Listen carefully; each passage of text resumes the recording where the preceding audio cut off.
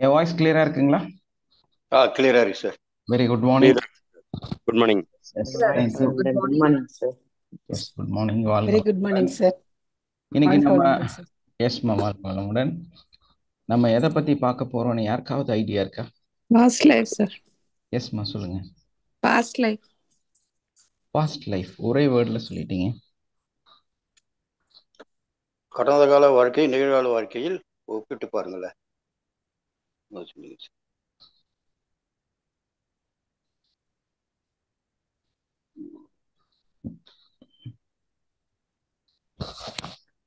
கடந்த கால அத்தான் உங்களோட வாழ்க்கை இயர் பண்ணுங்க அத்தான்.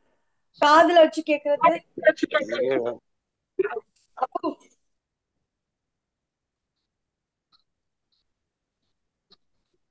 ஓகே.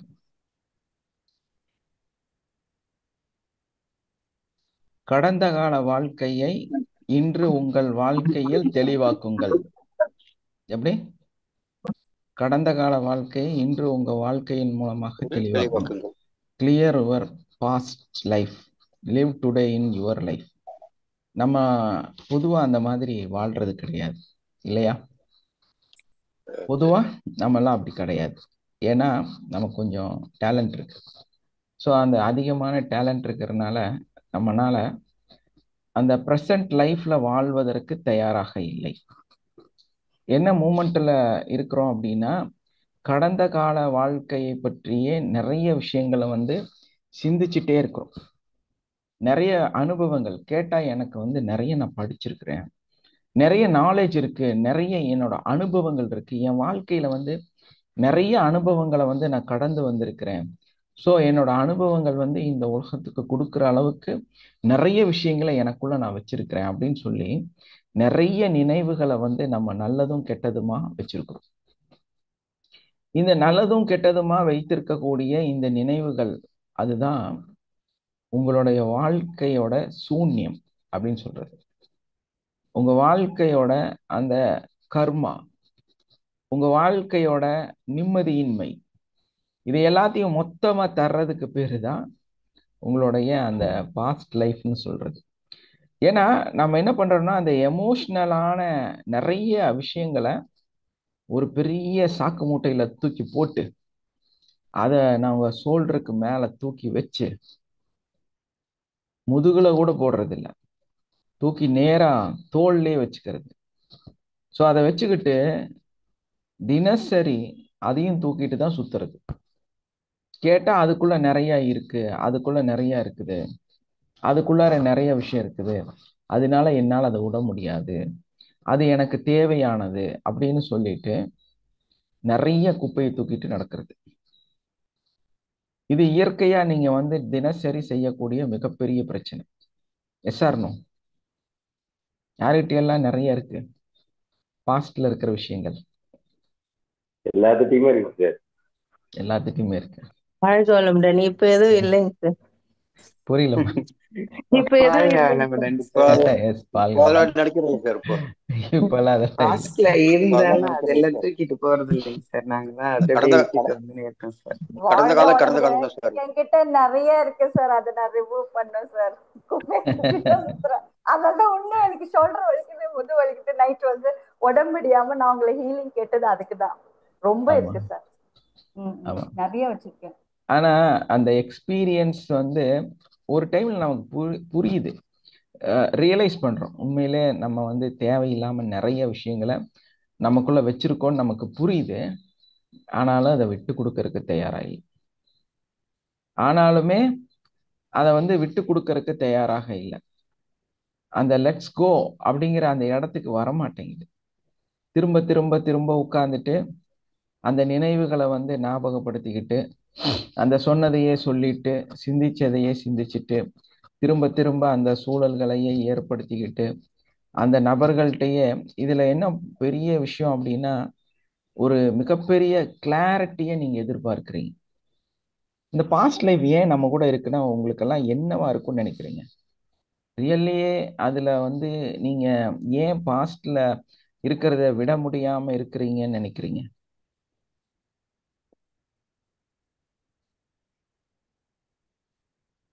அதாவது வாழ்க வளமுடன் சார். எஸ்மா. பாஸ்ட்ல விட முடியாம இருக்குன்னா நம்ம நினைச்ச மாதிரி அப்ப இருக்க முடியலையேங்கிற ஒரு ஏக்கம் தான் சார். எஸ், அதுல ஒரு கிளாரிட்டி வேணும் உங்களுக்கு. எஸ் எஸ் சார், அந்த ஒரு கிளாரிட்டி தான் சார். தெளிவு வேணும். எனக்கு வந்து அதை வச்சு இன்னைக்கு ஒரு தெளிவு வேணும். அதை வச்சு இன்னைக்கு ஏதாவது சரி பண்ணணும். அதை வச்சு ஒருத்தர்கிட்ட கேள்விக்கு மேல கேள்வி கேட்கணும். ஒருத்தர்கிட்ட வந்து எனக்கு உண்டான அன்னைக்கு அவங்க செஞ்ச அந்த விஷயத்த கரெக்ஷன் பண்ணியே ஆகணும் அப்படிங்கிற ஒரு பகை உணர்வு. தெரியுதா? ஏதோ ஒரு பாடம் கத்துன்னு இருக்கோம், அதை விடக்கூடாது அப்படின்னு ஒரு முட்டாள்தானே சார். எஸ், நம்ம அறியாமையே ஒரு பகை உணர்வு, ஒரு பொறாமை, ஒரு மன வலி, அது உங்களை துரத்திக்கிட்டே இருக்கு. ஸோ அது புரியாம தான் அந்த வெயிட்டு தூக்கிட்டு ஓடிட்டே இருக்கிறீங்க. துரத்துறது பகை உணர்வு, தூக்கிட்டு ஓடுறது நினைவுகள். உங்க நிலைமை பாருங்களேன் எப்படி இருக்குதுன்னு. நீங்க என்ன நினைச்சிட்டு இருக்கிறீங்க? இதுக்குள்ள எனக்கு ஒரு பொக்கிஷம் இருக்குது, அதை வச்சு நான் வந்து ஏதாவது செய்யணும்னு நினைக்கிறீங்க. ஆனா உங்களுக்கு பின்னால வேற மாதிரி உங்களையே அழிக்கக்கூடிய ஒரு மிருகம் உங்களை துரத்திக்கிட்டே இருக்குது. நீங்க அதை பார்த்துட்டு பயந்து இந்த வெயிட் தூக்கிட்டு ஓடிட்டே இருக்கிறீங்க. ஆனா அது என்ன சொல்லுது அப்படின்னா, அதுல இருக்கிற வெயிட்டை நீ கீழே போட்டு நானும் அதையும் தூக்கிட்டு போயிடுவேன், உன்னையும் நான் விட்டுருவேன். அதாவது உங்க கையில நல்ல ஒரு கறி துண்டு இருக்குது, ஒரு நாயோ சிங்கமோ புலியோ உங்களை துரத்திட்டு இருக்குது. இதுதான் உங்களோட உண்மையான லைஃப். அதை தூக்கி வீசுங்கன்னு சொன்னா அதை வீசுறதுக்கு தயாரா இல்லை. ப்ராப்ளமே அங்கதான். அந்த கறி துண்டை வீசினா அது போயிடும், ஆனா வீசுறதுக்கு தயாரா இல்லை. மனசு ஒத்துக்க மாட்டேங்குது. அது எனக்கு வேணும், நான் போய் குக் பண்ணி சாப்பிட போறேன் அப்படின்னு ஒரு மனசு. அந்த மனசை வச்சுக்கிட்டு அந்த வர்றது சிங்கம், அடிச்சா முடிஞ்சோம், அது தெரியல. வர்றது நம்மளை கடிச்சிரும், நம்ம உயிருக்கே அது ஆபத்துங்கிறது புரியல. புரியாமையே இது எனக்கு சின்ன ஒரு துண்டு கறி வந்து எனக்கு யூஸ் ஆகும்னு நினைச்சிட்டு அதை தூக்கிட்டு ஓடு ஓடு ஓடு ஓடுன்னு ஓடுறீங்க. உங்க வாழ்க்கை பூரா இந்த வலிகளையும் அந்த சுமைகளையும் அந்த கவலைகளையும் அந்த துக்கத்தையும் நிறைய அந்த தேவையில்லாத நினைவுகளையும் தூக்கிட்டு ஓடிட்டே இருக்கிறீங்க. அது அந்த கடந்த கால வாழ்க்கை. அந்த கடந்த கால வாழ்க்கை அப்படிங்கிறது வந்து நிறைய நினைவுகள் இருக்கு இல்லையா? நிறைய அதுக்குள்ள வந்து நம்மளால எல்லை இல்லாத விஷயங்கள் வந்து அதுக்குள்ள இருக்குது. யாருனாலையும் தீர்க்க முடியாத நிறைய நிகழ்வுகள் அதுக்குள்ள இருந்து அதை வந்து வேற யாராலையும் கண்டுபிடிக்கவே முடியாது.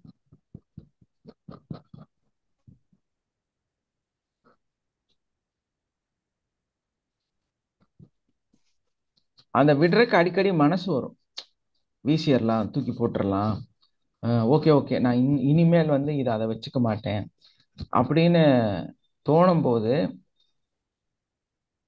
உங்களுடைய ஆள் மனதில் இருக்கக்கூடிய சில விஷயங்கள், சில வலிகள், உங்களுடைய வடுக்கள், உங்களுடைய அந்த சுமைய கீழே இறக்கி வைக்கிறதுக்கு சம்மதிக்கிறதே கிடையாது இல்லையா?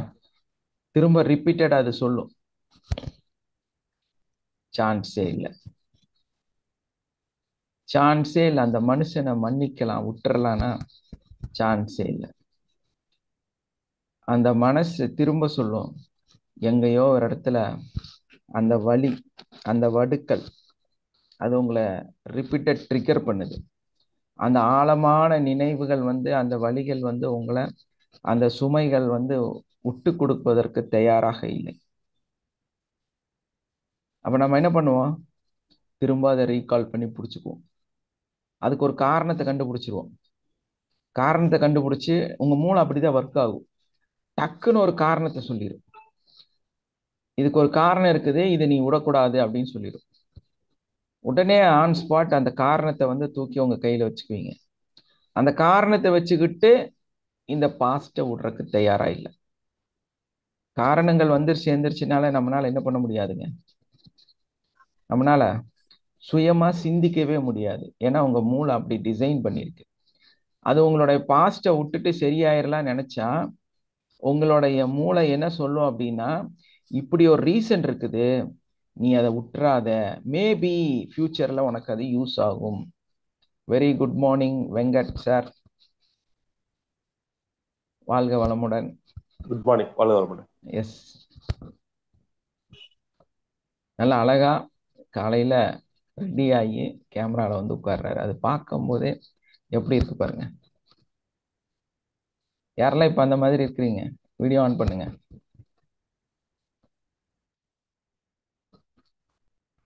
அப்போ இந்த பாஸ்ட் லைஃப்ல இருக்கக்கூடிய நம்மளுடைய நினைவுகள் நம்மளோட வாழ்க்கையை கேள்விக்குறியாக மாற்றக்கூடிய அந்த நினைவுகள் உங்களோட வாழ்க்கையோட தடைகளாக, சுவராக, மிகப்பெரிய மலையாக உங்க முன்னாடி உட்கார்ந்துட்டு இருக்கு இல்லையா? என்னோட வாழ்க்கை அனுபவத்தை இன்னைக்கு நான் உங்கள்கிட்ட ஷேர் பண்ணுவேன். என்னன்னா, நான் ஒரு இடத்துல பணத்தை இன்வெஸ்ட் பண்ணேன் இல்லையா, ஒரு கவர்மெண்ட் ஜாப்காக, ஒரு விஷயத்துக்காக. அதுக்கப்புறமா தான் நடுத்தெருவில் நிற்க வேண்டிய ஒரு சூழல் ஏற்பட்டுச்சு. 5 வருஷமா அந்த நாட்களை கடந்து வந்திருக்கிறோம். பட் இதுல என்ன அனுபவம் கேட்டா, நமக்கு ஒரு லாஸ் வருது, ஒரு தடங்கள் வருது, ஒரு பிரச்சனை வருது அப்படின்னா ரிப்பீட்டடா அந்த பிரச்சனையை பத்தியே சிந்திக்கிறனாலதான் நீங்க கஷ்டத்துல இருக்கிறீங்க. உங்க வாழ்க்கை கேள்விக்குறியாக இருக்கிறது.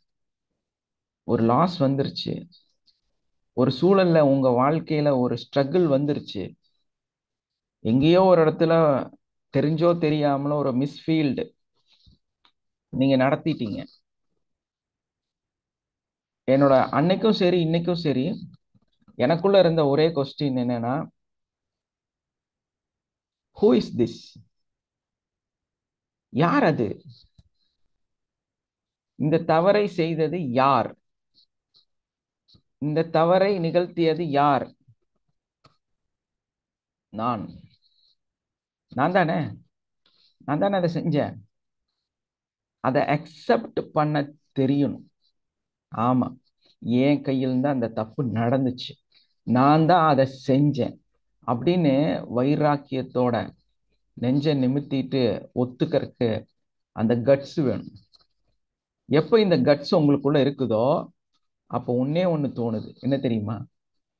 நான் தானே ஆல்ரெடி டிசைட் பண்ணேன், நான் தானே இந்த டிசைனை நான் தானே உருவாக்கினேன், என்னால ஏன் இன்னொரு டிசைனை உருவாக்க முடியாது? என்னால ஏன் என்னோட வாழ்க்கைய திரும்ப உருவாக்க முடியாது? எனக்கு என்ன பிரச்சனை? இல்லையா? ஒரு சிம்பிளா சொல்லணும் அப்படின்னா, உங்களுக்கு புரியுற மாதிரி, உங்களுக்கு ஒரு 36 40 வயசு ஆயிடுச்சு. உங்களோட வாழ்க்கையில உங்களோட துணை உங்களை விட்டு போயிட்டாங்க, உங்களோட குழந்தைகள்லாம் உங்களை நிராகரிச்சுட்டாங்க, ஏதோ ஒரு பிரச்சனை உங்களுக்கு இருக்கு. நான் தப்பு அப்படி பண்ணுங்கன்னு சொல்ல, உங்க மைண்டு புரியறக்காக சொல்லித்தரேன். அப்போ உங்க வாழ்க்கையில உங்களை விட்டு எல்லாரும் போயிட்டாங்க. ஸோ அந்த நிலையில நீங்க உட்கார்ந்து உங்க கண்ணீர் வடிச்சிட்டு இருக்கிறது முக்கியமா, இல்லை நீங்க திரும்ப போய் அந்த வாழ்க்கைய, ஏன்னா இந்த உலகம் ரொம்ப பெருசு இல்லையா? ஒரு ஃபேமிலி இல்லைனாலும் இன்னொரு ஃபேமிலியை ஒரு ஆணால் உருவாக்க முடியும். ஒரு குடும்பத்தை உங்களால் அடாப்ட் பண்ண முடியும். சண்முகம் சார் மாதிரி வெற்றியாளருடைய மிகப்பெரிய வெற்றிகளை உருவாக்கக்கூடிய அவர், இன்னைக்கு அவர் அப்படிதான் வாழ்ந்துட்டு இருக்கார், நமக்கெல்லாம் முன்மாதிரி. என்ன ஒரு மன வலி இருந்தாலும், கஷ்டம் இருந்தாலும், இழப்புகள் இருந்தாலும் அதை கடந்து ஒரு வாழும் மனிதர். எஸ் சார், கரெக்டா சொல்லிருக்கீங்க சார். Correct sir. எஸ், அப்படிதான் சார் இருக்கு. 100 கரெக்ட் சார். அந்த மனசு, நான் இங்க இருக்கிறேன்ல, பிரசன்ட், ஐ எம் ஹியர் இல்லையா? எப்ப அந்த ஃபீல் உங்களுக்குள்ள வருதோ, தோக்கும் போதெல்லாம் நான் இங்க இருக்கிறேன், நான் இருக்கிறேன்ல, மீ ஆல்சோ சார், எஸ்மா, நான் இங்க இருக்கிறேன்ல அப்படிங்கிற அந்த எண்ணம் உங்களுக்குள்ள எப்ப வருதோ உங்களால அடுத்ததை கிரியேட் பண்ண முடியும். அடுத்ததை உங்களால உருவாக்க முடியும். இது வந்து உங்களுக்கு புரியறதுக்காக அந்த சாரு இருந்தனால அதை சொன்னேன். இதுல வந்து அந்த இடத்துக்கு நீங்க போய் சிந்திக்கணுங்கிறது அவசியம் கிடையாது. அது மட்டுமே நடக்கணுங்கிறது அவசியம் கிடையாது. உங்களுக்கு எவ்வளவோ வித்தியாசமான இழப்புகள் வந்திருக்கலாம், வித்தியாசமான நிகழ்வுகள் வந்திருக்கலாம். ஆனா அதுக்கு எல்லாத்துக்கும் ஒரு சொல்யூஷன், அதுக்கு எல்லாத்துக்கும் ஒரு வழிகள், அதுக்கான கதவுகள் இந்த உலகத்துல பல இடத்துல இருக்கு, பல மாதிரி இருக்கு, வித்தியாசமா இருக்குது.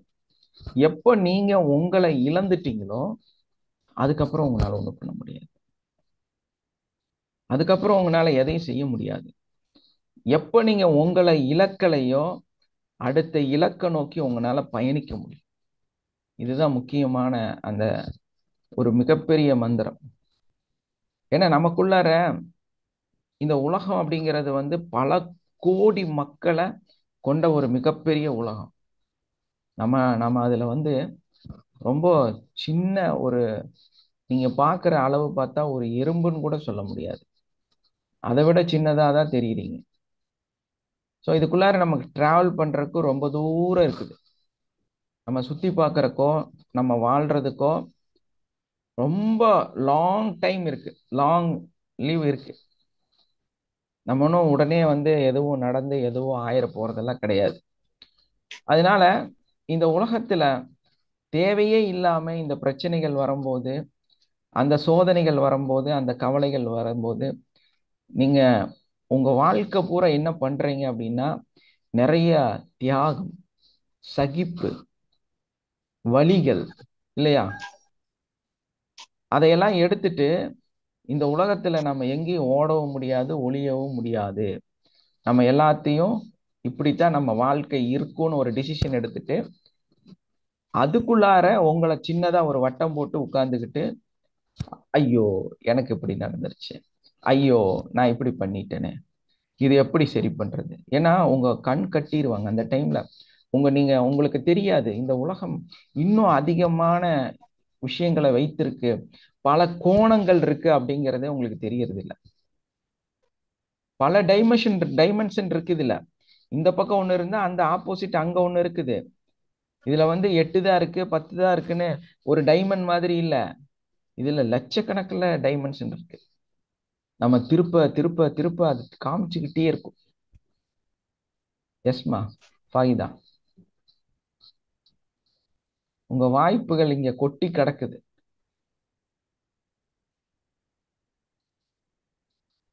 ஆனா நம்ம என்ன நினைச்சிட்டோம் அப்படின்னா நம்ம இவ்வளவுதான்,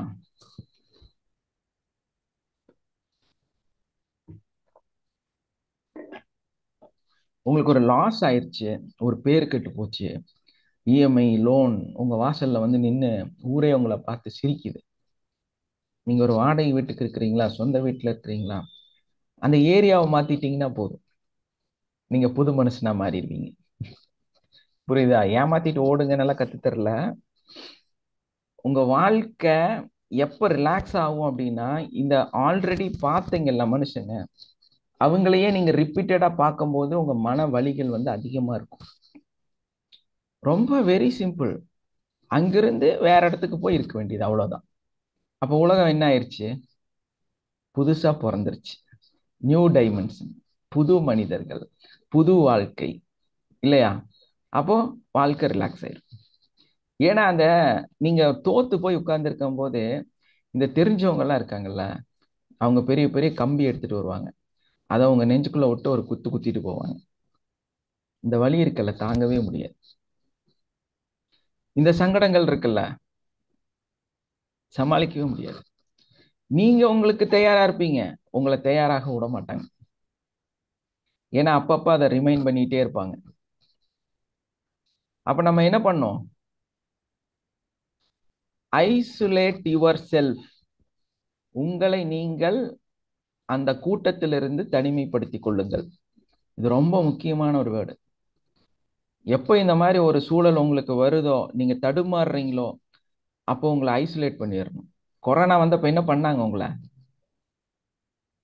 ஐசோலேட் பண்ணாங்கல்ல, தனிமைப்படுத்தினாங்கல்ல, குணமாயிட்டீங்கல்ல, தப்பிச்சு வந்துட்டீங்கல்ல. அது இருந்து அதான் வாழ்க்கையோட வரலாறு. எங்கெல்லாம் நீங்க ஸ்ட்ரக் ஆகுறீங்களோ கொஞ்ச நேரம் நீங்க அங்கிருந்து அந்த இடத்துல இருந்து அந்த சூழல்ல இருந்து அந்த வீட்டிலிருந்து அந்த ஊர்ல இருந்து கொஞ்சம் வெளியே போயிருங்க.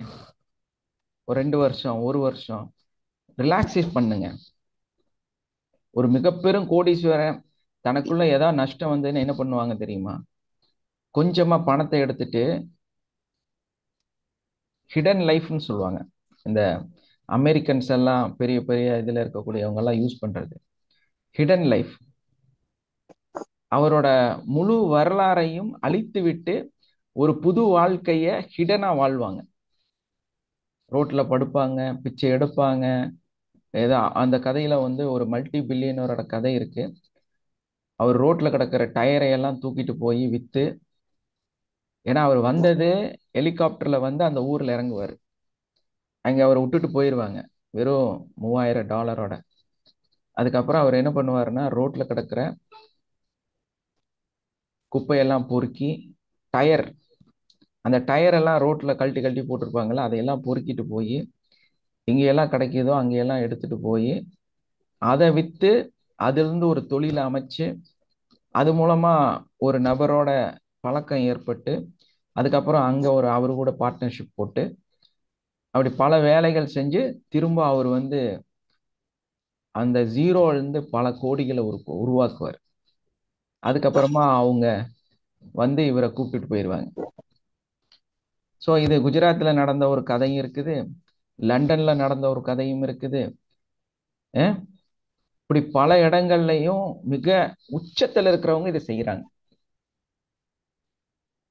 இந்த புவரா ரொம்ப கீழே இருக்கிறவங்க நீங்க என்ன பண்றீங்கன்னா திரும்ப திரும்ப அதை அங்கேயே போட்டு புரட்டி புரட்டி பாக்குறீங்க. அதனால என்ன ஆகுதுன்னா நீங்க உங்களை ரியலைஸ் பண்ணவே முடியறது இல்லை, இல்லையா? ஒரு மிகப்பெரிய ஒரு வலைக்குள்ளார வந்து நீங்க சிக்கிக்கிட்டீங்கன்னா உங்களை நீங்க அதுக்குள்ள காப்பாற்ற முடியுமா? அந்த வலையிலிருந்து கட் பண்ணி தப்பிச்சு போயிட்டீங்கன்னா போதுமானது. ஆட்டோமேட்டிக்கா நீங்க ரிலாக்ஸ் ஆயிடலாம். அந்த மாதிரி நம்மளை வந்து அந்த இடத்திலிருந்து ப்ரொடெக்ட் பண்ணியே ஆகும். ஏன்னா அதை பத்தி பேசுறதுக்கு யாரும் இருக்கக்கூடாது. உங்களுடைய நஷ்டத்தை பத்தியோ உங்களோட பிரச்சனைகளை பத்தியோ யாரும் வந்து உங்ககிட்ட பேசுறதுக்கு இருக்கக்கூடாது. மெயின் கான்செப்ட் அதுதான். அப்போ உங்களுக்குன்னு ஒரு தெளிவு கிடைக்க ஆரம்பிக்கும். நீங்க இந்த உலகத்தை இன்னொரு கோணத்துல பார்க்க ஆரம்பிப்பீங்க. அந்த மாதிரி பார்க்க ஆரம்பிக்கும் போதுதான் நம்ம வாழ்க்கை வந்து மாறுறத நம்ம தெளிவா உணர முடியும். ஏன்னா நமக்கு என்ன தெளிவு நமக்கு வேணுங்கிறதே நமக்கு தெரியறது இல்லை. அதுதான் பிரச்சனை. நம்ம நல்லா ஆகணும், பிரச்சனையில இருக்கிறோம். என்ன தெளிஞ்சா நம்ம சரியாவோம், எதை நான் தெளிய வைக்கணுங்கிறது புரியல. ஸோ என்ன பண்றீங்கன்னா அந்த திரும்ப திரும்ப அந்த சிக்கலுக்குள்ளாரையே வாழ்ந்துட்டே இருக்கணும். ரொம்ப ஜென்டிலா, நேர்மையா, அமைதியா, சுமூகமா ஒரு பிரச்சனைய கடக்கணும், இல்லையா? அங்கதான் விஷயமே இருக்கு. அதாவது ஒரு குச்சியை தண்ணிக்குள்ள விட்டுட்டு அந்த தண்ணியிலிருந்து குச்சியை எடுத்தா எப்படி அந்த பிரச்சனை சால்வ் ஆகும்? அந்த மாதிரி ரொம்ப சிம்பிளா இருக்கணும், டக்குன்னு எடுக்கிற மாதிரி. ஆனா நீங்க என்ன பண்றீங்க? உங்களுக்கு ஒரு ப்ராப்ளம் வந்தா நீங்க என்ன பண்றீங்க? தார்ல குத்தின குச்சியா மாத்தி வச்சிடுறீங்க அதை, அப்படிதானே? அதுக்கு அடுத்த ஒரு சிக்கல், அதுக்கு அடுத்து இன்னொரு பிரச்சனை. அதை என்ன காரணம்னா இதிலிருந்து என்ன ரிலீவ் இருக்குங்கிறதே நம்ம சிந்திக்கிறது இல்லை. அதை தூக்கி ஓரமா போட்டுட்டு கொஞ்சம் தூரம் போய் தள்ளி நின்று பாக்குறது இல்லை. அதுக்கு பதில் அதை மேனேஜ் பண்றதுக்கு என்ன செய்யலாம்னு சொல்லி அடுத்ததை அதுக்கு மேலேயே போட்டு ஃபோக்கஸ் பண்றது. இப்போ இதை வந்து இன்னும் ஈஸியா சொல்லணும்னா சொல்லலாம். எனக்கு தெரிஞ்சு நிறைய நபர்களை நான் பார்த்துருக்கிறேன். ஏன் அவங்க காலம் பூரா இந்த உலகத்துல புவராவே இருக்கிறாங்கிறதுக்கு ஒரு காரணம். எங்கேயாவது ஒரு இடத்துல ஒரு கடன் வாங்கியிருப்பான். கடன் வாங்கிட்டு அந்த கடனை கட்ட முடியாது. ஏன் நான் இப்படி சொல்றேன்னு தயவு செஞ்சு யாரும் தப்பா நினைக்காதீங்க, இதுதான் உலகம். அந்த கடனை கட்ட முடியல, சரி ஓகே. அப்ப என்ன பண்ணுவாங்கன்னா இன்னொரு கடன் வாங்குவாங்க. அப்ப அதை பேலன்ஸ் பண்ணி எப்படியாவது கட்டி அந்த இடத்துல நிக்கிறதுக்கு பார்ப்பாங்க. திரும்ப இன்னொரு கடன் வாங்குவாங்க. இந்த 2 கடனையும் கட்டுறதுக்கு இன்னொரு கடன் வாங்குவாங்க. அந்த 3 கடனை கட்டுறதுக்கு இன்னொரு கடன் வாங்குவான். அப்புறம் திரும்ப 4 கடன் வாங்கி அந்த 4 கடனை கட்டுறதுக்கு இன்னொரு கடன் வாங்குவான். நீங்க நினைச்சு பாருங்க இது எவ்வளோ அக்குமுலேட் ஆகுதுன்னு. ஸோ இங்க உண்மையிலே ஒரு வழி இருக்கு. நீங்க கடன் வாங்குனீங்கல்ல, உங்களால கடன் கட்ட முடியல, அந்த கடன் அங்க இருக்கட்டும்னு விட்டுறணும். என்ன பண்ணும்? அங்கதான் நீங்க எனக்கு ஒரு பெரிய மல்டி பில்லியனர் அவருக்கு நான் சின்ன வயசுல இருக்கும்போது எனக்கு ஒரு 14 வயசு 15 வயசு இருக்கும். 10th 9th ஏதோ படிக்கிறேன். அப்போ என்னோட ஃப்ரெண்டு அவன் இன்டர்நேஷனல் ஸ்கூல்ல படிக்கிறான். நான் நார்மல் ஒரு ஸ்கூல்ல படிக்கிறேன். நார்மல்னா அது இந்த ஸ்கூல் தான், மெட்ரிக் மாதிரி இருக்கக்கூடிய அன்னைக்கு இருந்த தமிழ்நாடு சிலபஸ் ஸ்கூல். ஸோ அந்த ஃப்ரெண்டு ஒரு மல்டி பில்லியனரோட சன். ஸோ நாங்கள் 2 பேரும் அவங்க அப்பாவோட கடைக்கு போகிறோம். அவங்க பயங்கரமாக லாஸில் இருக்காங்க. என்னவா இருக்காங்க? பயங்கரமான லாஸில் இருக்காங்க. அப்போ இவன் என் ஃப்ரெண்டும் சின்ன பையன் தானே, அவனுக்கு பயம் என்னன்னா இந்த கலெக்ஷன் வராங்கல்ல, ஹாப்பி மார்னிங் மேம்.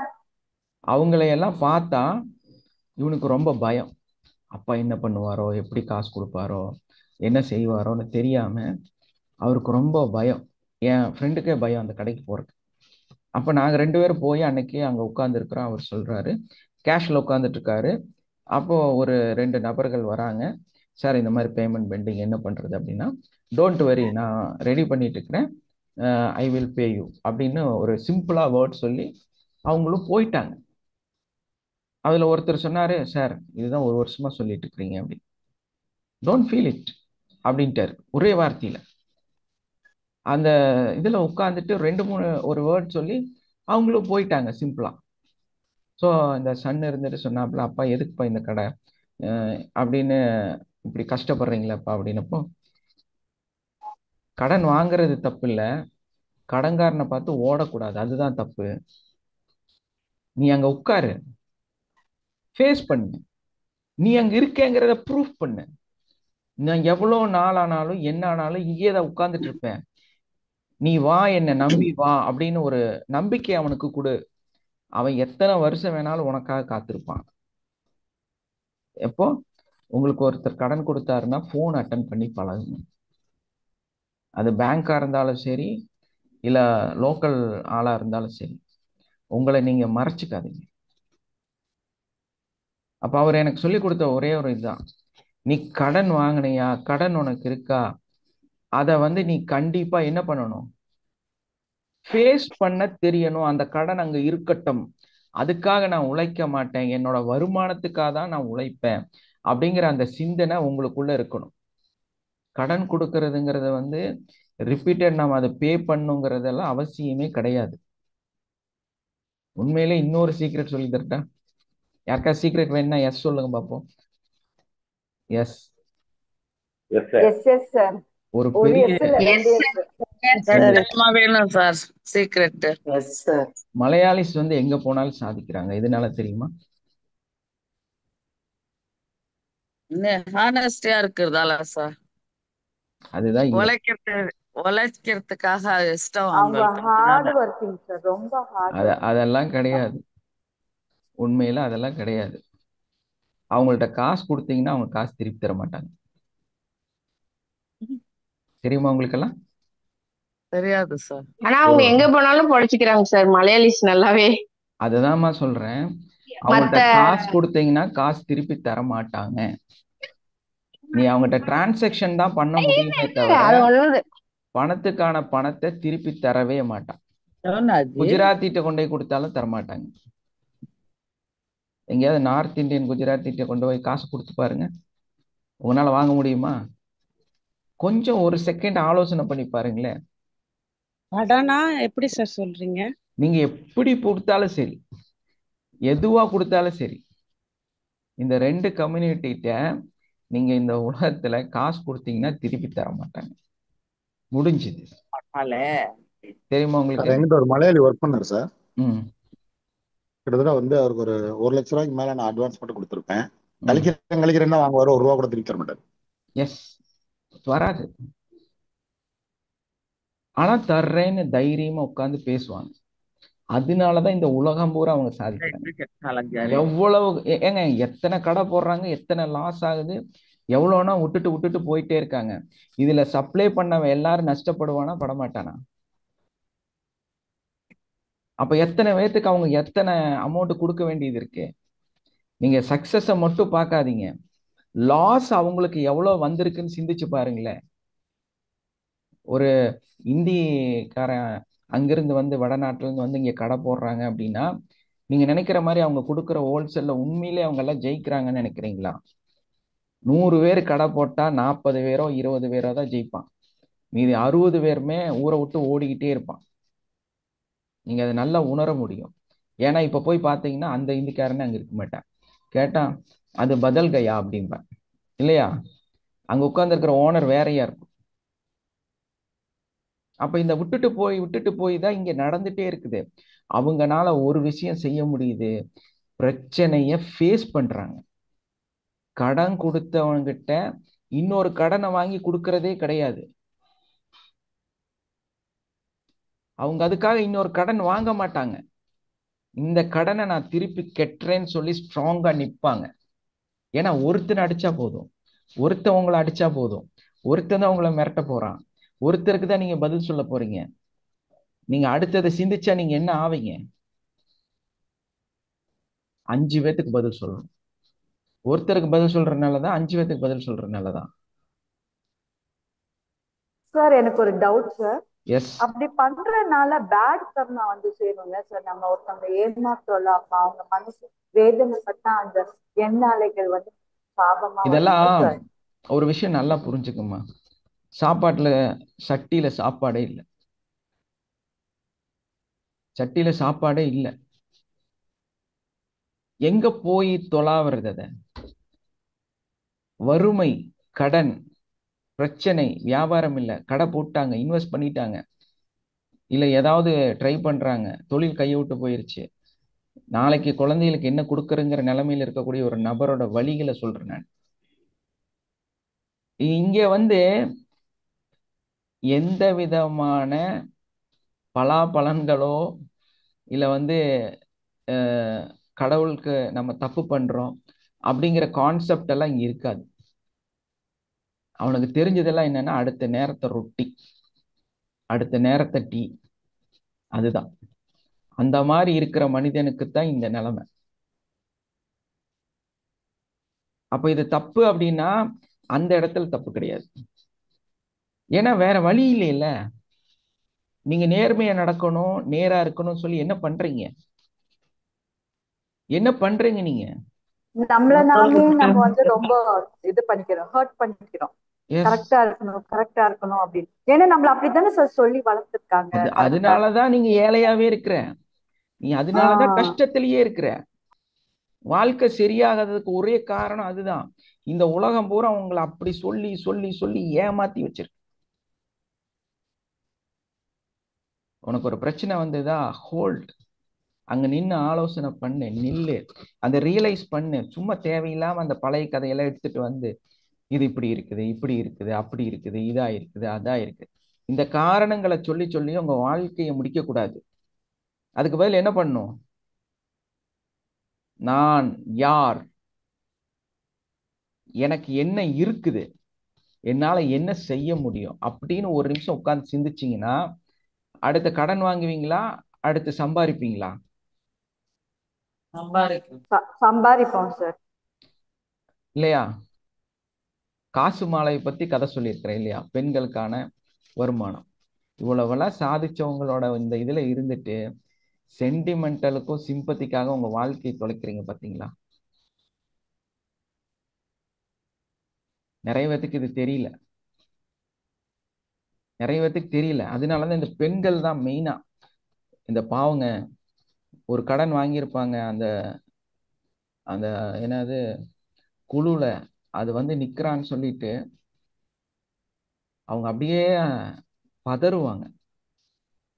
கடன் திருப்பி கொடுக்கறதுக்கு நம்ம பதறணும், கரெக்டா முறையா திருப்பி கொடுக்கணும். நமக்கே சாப்பாட்டுக்கு வழி இல்லைனாலும் அந்த கடனை வந்து எப்படியாவது அடைச்சிடணும். ஆனா இன்னொரு கடன் வாங்கக்கூடாது. என்ன பண்ணக்கூடாது? இன்னொரு கடன் வாங்கக்கூடாது.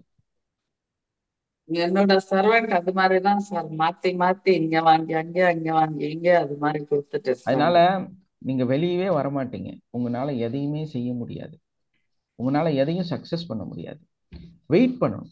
உங்களுக்கு ஒரு விஷயம் நடக்கலையா, வெயிட், காத்துருங்க, உட்கார்ந்து ஆலோசனை பண்ணுங்க, டைம் கொடுங்க. அதுக்கு அந்த கடனுக்கு, அந்த பிரச்சனைக்கு, அந்த நிகழ்வுக்கு, அந்த சூழலுக்கு கொஞ்சம் டைம் கொடுங்க.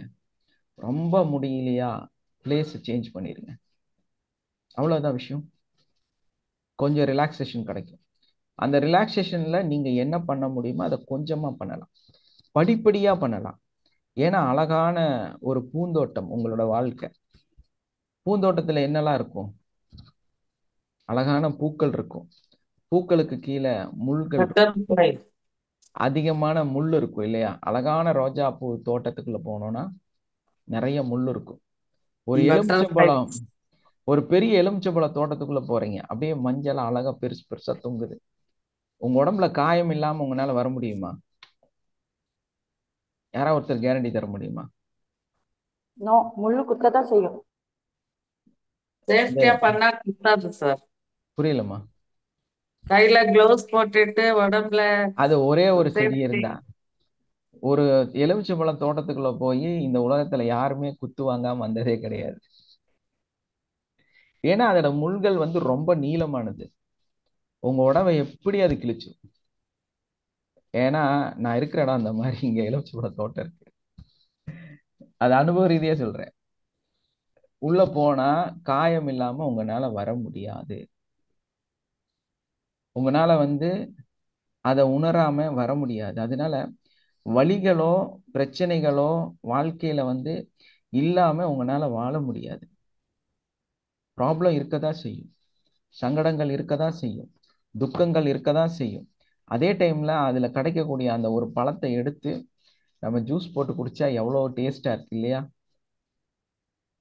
அப்ப அதுல இன்பங்களும் துன்பங்களும் எல்லாமே இருக்கும். சில விதைகளும் இருக்கும். ஏன்னா போட்டா அப்ப முளைக்கும் இல்லையா? அதை எல்லாத்தையும் நம்ம வாழ்க்கையில வச்சுட்டு தான் நம்ம வாழ முடியும். ஆனா உங்களோட வாழ்க்கையில இருக்கக்கூடிய அந்த நெகட்டிவான எமோஷனல் சைல்ட்ஹுட் ட்ராமா, சைல்ட்ஹுட்ல இருக்கக்கூடிய அந்த ட்ராமாஸை உங்களுக்குள்ள வச்சுட்டு, உங்க ரிலேஷன்ஷிப்ல இருக்கக்கூடிய பிரச்சனையை வச்சுட்டு, உங்களோட வாழ்க்கையில இருக்கக்கூடிய அந்த ஃபெயிலியரை வச்சுக்கிட்டு, நீங்க தான் ஒரு டிசிஷன் தப்பா எடுத்துட்டீங்க, சோ வாட், அதையெல்லாம் வச்சுட்டு உங்க வாழ்க்கை எப்பவுமே ஒரு கஷ்டத்துல, அப்படி ஆயிருச்சு, இப்படி நடந்துருச்சு, இதை எப்படிடா கிராஸ் பண்றதுன்னே நீங்க சிந்திச்சுட்டு இருந்தா உங்களால எதையுமே கடந்து போக முடியாது இல்லையா? அந்த வழிகள் தான் அந்த இடத்துல இருக்கும். நீங்க அங்க ஸ்ட்ரக் ஆயிருவீங்க. ஒரு நிஷ் கிளாரிட்டின்னு சொல்லுவாங்க. அந்த இடத்தை பற்றிய ஒரு தெளிவு, அந்த சூழலை பற்றிய ஒரு தெளிவு. எப்போ உங்களோட எல்லா இன்டர்நேஷனல் ஒரு ஸ்பீச்லயும் இந்த வேர்டு இருக்கும், கிளியர் யுவர் நிஸ் கிளாரிட்டி இல்லையா? ஏன் அதை சொல்லிட்டே இருக்கிறாங்க? அந்த நிஷ்ஷுக்கு அவ்வளோ ஒரு ஒரு கிளாரிட்டி வேணும். அது சரிப்படுத்தணும். ஏன்னா நீங்க ஒரு ஒரு இடத்துல என்னவா இருக்கிறீங்க அப்படிங்கிறத நீங்க தெளிவாயிட்டாலே போதும். நீங்க எங்க ஸ்ட்ரக் ஆயிருக்கிறீங்க அப்படிங்கிறது உங்களுக்கு தெரிஞ்சிட்டா போதும். உங்க வாழ்க்கையில கடந்த காலத்துல உங்களுக்கு நடந்த என்னெல்லாம் ஒரு வழிகளை கொடுத்துச்சு, சங்கடங்களை கொடுத்துச்சு, யாரை சந்திக்கும் போது உங்களுக்கு தோல்வியை சந்திக்க வேண்டிய நிலைமை வந்துச்சு, யார் உங்களை கஷ்டப்படுத்தினாங்க, எந்த சூழல் உங்களுக்கு கஷ்டத்தை கொடுத்துச்சு, எது உங்களுக்கு ஒரு மனசுக்கு ஒரு தெளிவின்மையை கொடுத்துச்சு அப்படிங்கிறத சிந்திக்க ஆரம்பிச்சீங்கன்னா எங்க நீங்க ஓவர் ரியாக்ட் பண்ணீங்க. ஏதோ ஒரு இடத்துல நிச்சயமா நீங்க சின்ன சின்ன விஷயத்துக்கு பயங்கரமா கோவப்பட்டு இருப்பீங்க. உங்க ரொம்ப உள்ள ரொம்ப ரியாக்ஷன் அதிகமாயிருக்கும், எமோஷனல் அதிகமாயிருக்கும். அது எங்கேயோ ஒளிஞ்சிட்டு இருக்கும், ஏதோ ஒரு இடத்துல உட்கார்ந்துட்டு இருக்கும். அதை கண்டுபிடிச்சிட்டா போதும். உங்களுக்கு ஒரு வாழ்க்கை இது போதுமானது இல்லை அப்படின்னு எங்கேயோ ஒரு இடத்துல தோணிக்கிட்டே இருந்திருக்கும் இல்லையா? அங்கதான் நம்ம நம்ம வாழ்க்கைய கண்டுபிடிக்க முடியும். இங்க நம்ம சரியாகிறதுக்கு நம்ம பண்ண வேண்டிய ஒரே விஷயம் என்னன்னா, நமக்குள்ள இருக்கிற பயங்களையும் மாற்றங்களையும் நம்மள ஒரு சில விஷயம் வந்து அப்படியே நெருக்கி பிடிக்கும் இல்லையா, அதையெல்லாம் ஃபேஸ் பண்றதுக்கு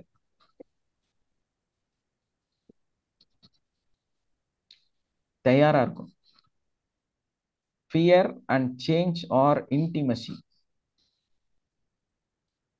எது உங்களை கசக்குதோ, எது வந்து உங்களை பாதிப்பு ஏற்படுத்துதோ, எது உங்களுக்கு பயத்தை கொடுக்குதோ, அதே மாதிரி எந்த மாற்றத்தை நீங்க செய்யறதுக்கு கஷ்டப்படுறீங்க, அது நமக்கு கிளியரா தெரியணும்.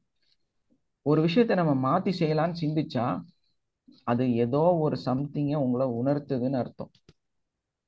இங்க ஹோல்டு பண்ணி இதை கொஞ்சம் சேஞ்ச் பண்ணு, ஹோல்டு பண்ணி இதை கொஞ்சம் சேஞ்ச் பண்ணு அப்படின்னு ஒரு விஷயம் உங்கள்கிட்ட சொல்லிட்டே இருக்குது அப்படின்னா நிச்சயமா அந்த இடத்துல ஏதோ ஒரு சம்திங் இருக்குதுன்னு அர்த்தம். ஸோ உங்களுக்கு அதை பற்றிய பயம், ஒரு ட்ராக்ல இருக்கீங்க, ஒரு வேலையில் இருக்கீங்க, ஒரு வாழ்க்கையில் இருக்கீங்க, ஒரு வியாபாரத்தில் இருக்கீங்க அப்படின்னா இதை விட்டுட்டா என்ன ஆகும், அடுத்த லைஃப் என்ன நடக்கும், சரியாயிருமா, ஜெயிச்சிருவோமா, நடந்துருமா அப்படி நினைச்சு நினைச்சு நினைச்சு அதுக்குள்ளாரையே உட்கார்ந்துட்டே இருக்கிறது.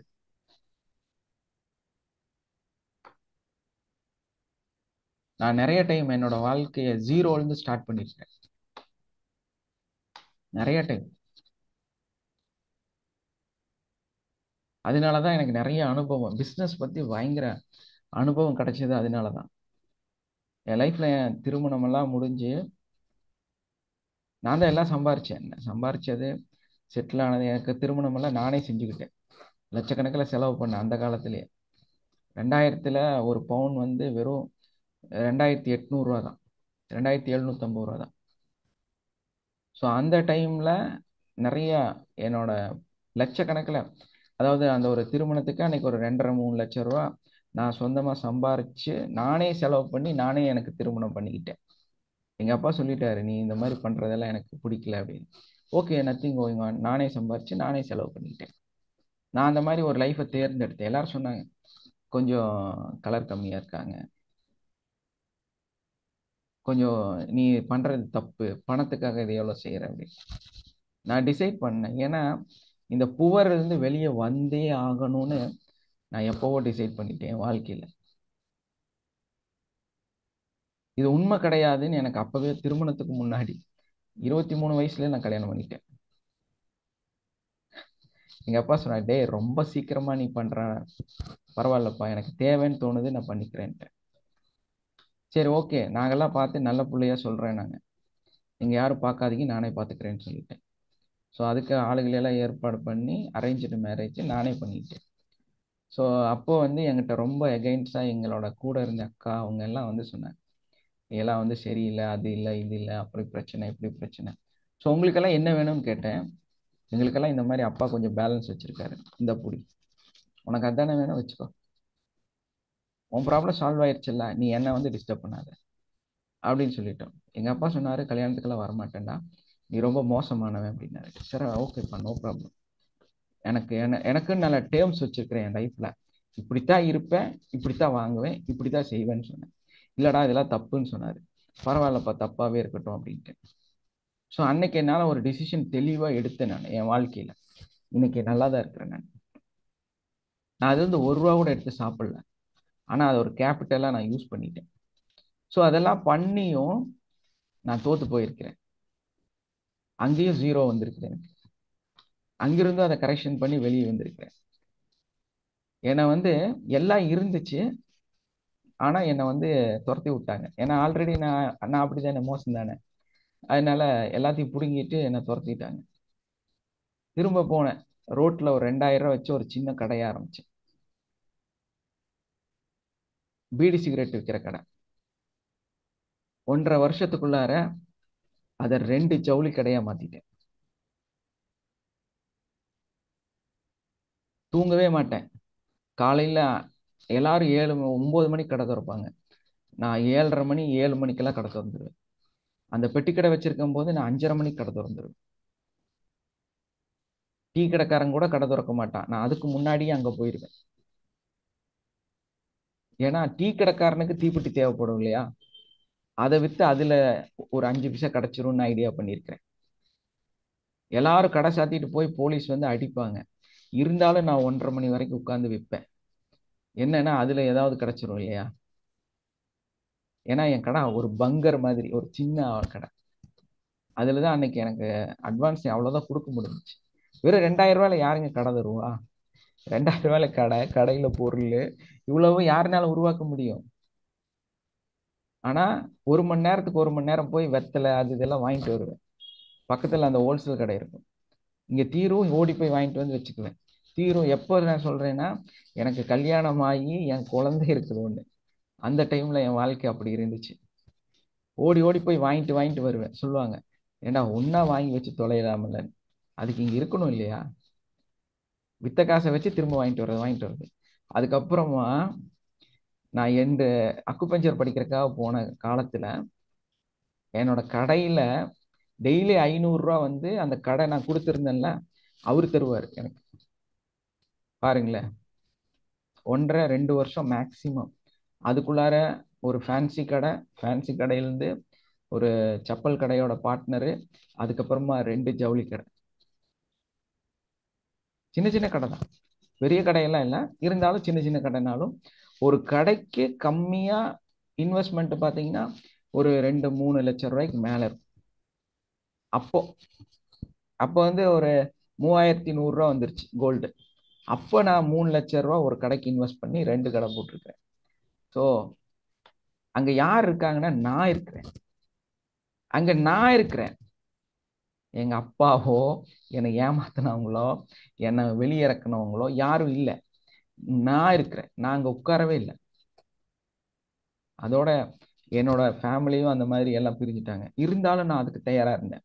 நான் ஃபேஸ் பண்றதுக்கு தயாரா இருந்தேன். கஷ்டப்படுறதுக்கு தயாரா இருந்தேன். அதனால திரும்ப என்னோட படிப்பை 2வது எடுத்து படிச்சு டாக்டர் ஆனேன். டாக்டர் ஆகி அக்குபஞ்சர், ஆயுர்வேதா, சித்தா எல்லாத்துலயும் டிகிரி வாங்கினேன். ஏன்னா ஒரு இன்ஸ்பெக்ஷன், ஒரு ரைடு வந்தா என்னை ஏன் கேள்வி கேட்கக்கூடாதுன்னு நினைச்சேன். அலோபதியிலையும் போய் கம்யூனிட்டி மெடிக்கல் சயின்ஸ் அதையும் படிச்சேன். இப்ப எல்லாரும் ஃப்ரெண்ட் ஆயிட்டாங்களா சார்? குடும்பம் தான், அதெல்லாம் ஃப்ரெண்ட் ஆகாம இல்ல இருப்பாங்களா? அதுதான் சார், குடும்பம் தான் இப்ப எல்லாரும் ஃப்ரெண்ட்லியா இருக்கிறாங்களா? நீங்க பைசா சம்பாரிச்சிட்ட பிறகு எல்லாரும் வந்து ஒட்டிக்கினாங்க இல்ல? எல்லாமே நம்ம டிசிஷன் தான். யார் வேணும் வேண்டாங்கிறத நம்ம தான் முடிவு பண்றோம். யாருமே நமக்கு எந்த காலத்திலையும் விரோதிகள் கிடையாது. அதனால வந்து இதெல்லாம் நமக்கு பெரிய அனுபவங்கள். இன்னைக்கு அவங்க என்ன சொன்னா கூட அதை பத்தி நான் கவலைப்படுறதே கிடையாது. அவங்களே கூப்பிட்டு ஃபங்க்ஷனும் பண்ணிட்டு தான் இருக்கிறேன் நான். ஸோ அவங்களுக்கே வந்து இன்னும் கொடுக்க தான் செய்யறேன் நான். அன்னைக்கும் கொடுத்தேன், இன்னைக்கும் கொடுக்குறேன். புரியுதா உங்களுக்கு? அன்னைக்கு அவங்க எடுத்தாங்க, இன்னைக்கு நான் கொடுக்குறேன். அன்னைக்கு கவலைப்படல, உட்கார்ந்து ஆலோசனை பண்ணல. இன்னைக்கும் உட்கார்ந்து ஆலோசனை பண்ணல, இன்னைக்கும் கவலைப்படல. இன்னைக்கும் ஏதாவதுன்னா டக்குன்னு உடனே வச்சுக்கங்க. இன்னைக்கு உங்களுக்கு நான் எங்க வீட்டுல இன்னைக்கு கூட எங்க பசங்கள்ட்ட யார் எல்லாம் சொல்லுவேன், நீங்க ரெடின்னா நான் ரெடி இறங்குறேன். அப்படியே இப்படியே வச்சுக்கங்கன்னு ரெடி கொடுக்கறதுக்கு தயார் நான் எல்லாத்தையும். ஏன்னா எனக்கு இன்னொரு விஷயம் இருக்கு. நான் இருக்கிறேன்ல, திரும்ப என்னால 0லேருந்து வர முடியுமே. என்னால 0லேருந்து திரும்ப வெளியே வர முடியும். ஏன்னா நான் இருக்கிறேன். Yes or no? நீங்களே யோசிங்க. நீங்க உங்களை நினைங்க, உங்களை ஃபீல் பண்ணுங்க, உங்க பிரச்சனையை பிரசன்ட்ட ஃபீல் பண்ணுங்க, உங்க வாழ்க்கைய நீங்க யாருங்கிறத புரிஞ்சுக்குங்க. அதை விட்டுட்டு எஸ் சார் 70% என் லைஃப்ல 70% உங்களை மாதிரி சார் நான் இருந்திருக்கேன். நிறைய வாட்டி 0ல வந்து நிறைய பிசினஸ் மாத்தி எவ்வளவு பிசினஸ் பண்ணிட்டேன். எஸ், அது அனுபவத்துல உங்களை மாதிரியே தான் என் பையனுக்கு யார்ட்டையும் எந்த பணமும் வாங்கும்போது சொந்தமாக கல்யாணம் பண்ணேன். என்னோட எக்ஸ்பீரியன்ஸ்ல பண்ணேன், கேட்டரிங்ல இருந்துங்கிறது. அதனால எல்லாமே நானே, யார்ட்டையும் எந்த இது பண்றது இல்லை. எல்லாமே சொந்தமாக நானே எல்லாம் பண்ணேன். யார்ட்டையும் எதுவும் இது பண்றது கிடையாது. நல்ல எக்ஸ்பீரியன்ஸ் ஆகி போச்சு. நிறைய பிசினஸ் பண்ணி எக்ஸ்பீரியன்ஸ் ஆகி போச்சு. நிறைய பிசினஸ் பண்றது காரணம் இது மாதிரி 0ல வருது, அடுத்தது வருது. 0ல எதுவும் ஓயறது கிடையாது. என்கிட்ட கேட்டிருக்காங்க, இப்ப நீ என்ன பண்ணிட்டு இருக்கிறேன்னு, இப்ப நீ என்னவா இருக்கிற, என்ன பண்ணிட்டு இருக்கிறேன்னு கேட்பாங்க நிறைய பேர். என்னோட ரிலேட்டிவ்ஸ் ஆகட்டும், ஃப்ரெண்ட்ஸ் ஆகட்டும், என்னை சந்திக்கும் போது இப்ப நீ யாருன்னு கேட்பாங்க. சில டைம் டாக்டரா, வியாபாரியா, என்ன பண்றேன்னு கேட்பாங்க. ஹீலர். எதா இருந்தாலும் இப்போ என்ன கேக்குறேன் சார், நீ ஒன்னும் நீ சும்மா என்ன சும்மா இருக்க இப்ப நீ மாட்டேன், இப்ப நீ என்னவா என்ன இருக்கிறேன்னு பண்ணிட்டு இருக்க? கேட்பாங்க. யார்ட்டையாவது அப்படி கேட்க முடியுமா? இப்ப நீ என்னவா இப்போ இருக்கிற? சென்னையில என்ன சார் கேக்குறாங்க? இப்போ என்ன சென்னையில எப்படி சார் கேக்குறாங்க? நீ பண்ருட்டிக்கு போயிருக்கிய, நீ சும்மா இருக்க மாட்டியா, ஏதோ பண்ணிட்டே இருப்பிய, என்ன பண்ணிட்டு இருக்கிற?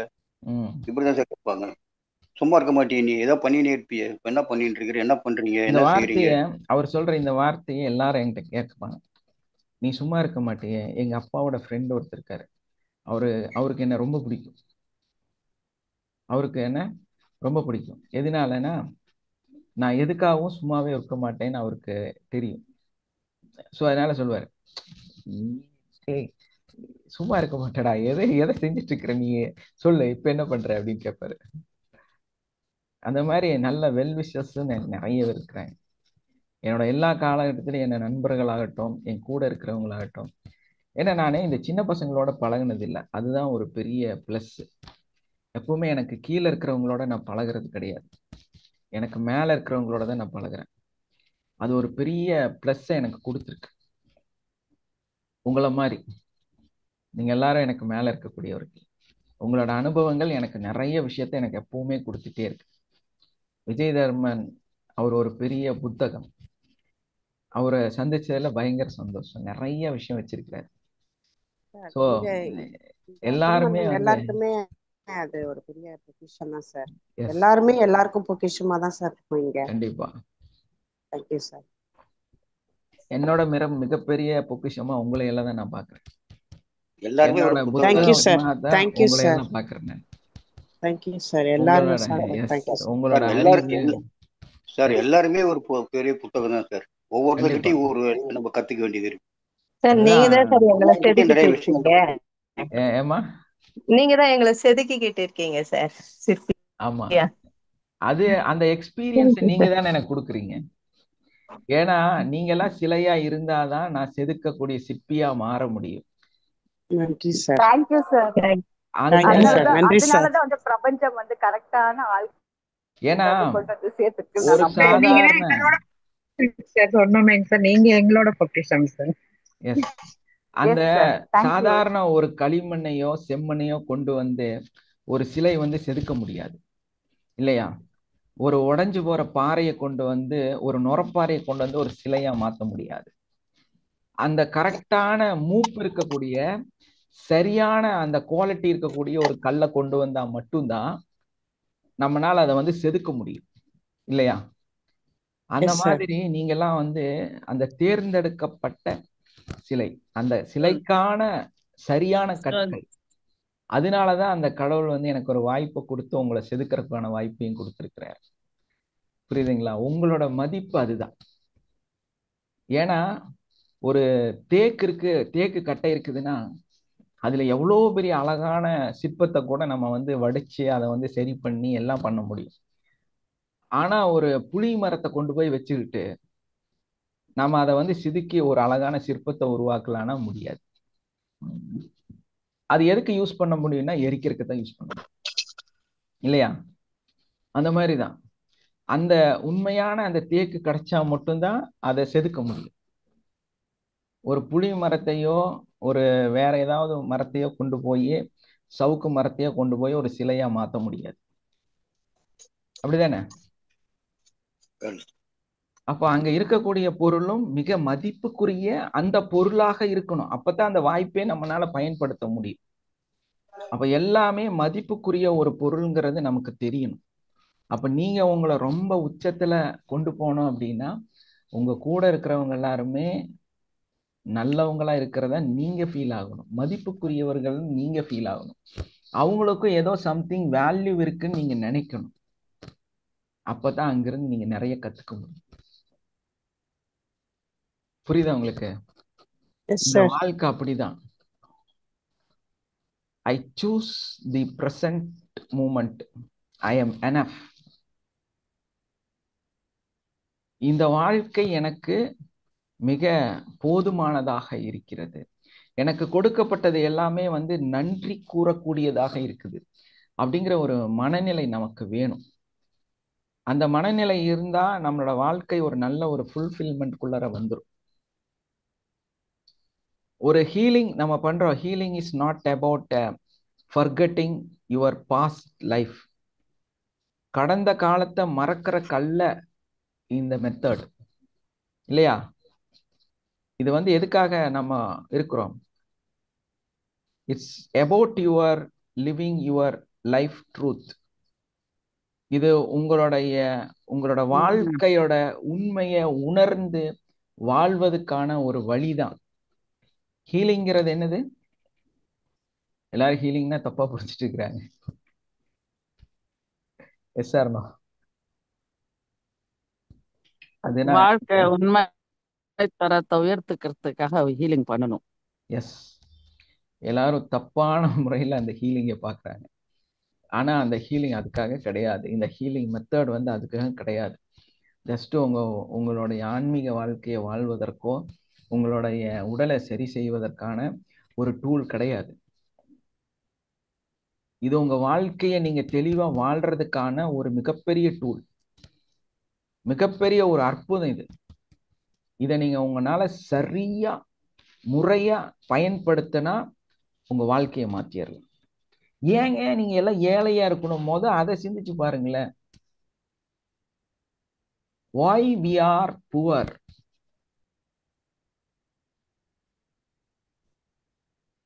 எதுக்காக இருக்கணும்? எதுக்காக பணம் இல்லாம நீங்க இருக்கணும்? எதுக்காக கஷ்டப்படணும்? ஏதாவது ஒரு பிரயோஜனம் இருக்க? இருக்கிறத வச்சு நீ போதுமா வாழு. இருக்கிறத வச்சு உனக்கும் யூஸ் இல்லை, யாருக்கும் யூஸ் இல்லை இல்லையா? உனக்கு நீ பிரயோஜனம் கிடையாது. இந்த உலகத்துல இருக்கிற ஒரு மனுஷனுக்கும் நீ பிரயோஜனம் கிடையாது. அப்படி உன்னோட வாழ்க்கை எதுக்குது? மாடா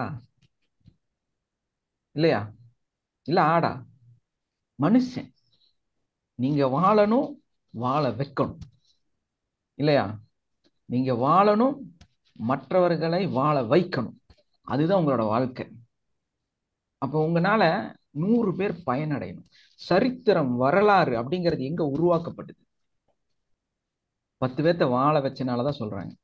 அவரு மதிய சாப்பாடை உருவாக்குனாரு இல்லையா? அந்த ஒரு நிகழ்வை உருவாக்குனது இன்னைக்கும் நம்ம பேசிட்டு இருக்கிறோம். நமக்கு ஒரு சுதந்திரத்தை ஏற்படுத்தி கொடுத்தாரு. ஒரு சட்ட திட்டத்தை ஒருத்தர் வந்து வடிவமைச்சு கொடுத்தாரு. மக்களுக்கான விஷயத்தை கொடுத்தனாலதான் இன்னைக்கு வந்து அவர்கள் வந்து தலைவராக இன்னைக்கு அவங்க மறைஞ்சு அவங்க இந்த உலகத்திலே இல்லைனாலும் நம்ம அவங்கள நினைவு வச்சு பேசிட்டே இருக்கிறோம் திரும்ப திரும்ப.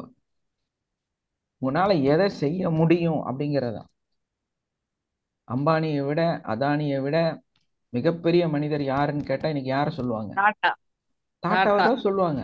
ஏன்? 8 லட்சம் கோடி வெளியே கொடுத்திருக்கிறாரு. 8 லட்சம் கோடி ரூபாய் தானமா கொடுத்திருக்காரு. அவர் வாழ்ந்த வாழ்க்கையை பாருங்களேன். அதுதான் முக்கியம். நம்ம வாழ்க்கையில நம்ம மற்றவங்களுக்கும் பிரயோஜனமாக இருக்கணும். அந்த பிரயோஜனப்படுற வாழ்க்கையை வாழக்கூடியவர்களாக இருக்கணும். அப்படி இது வந்து உங்களோட இறுதி கிடையாது.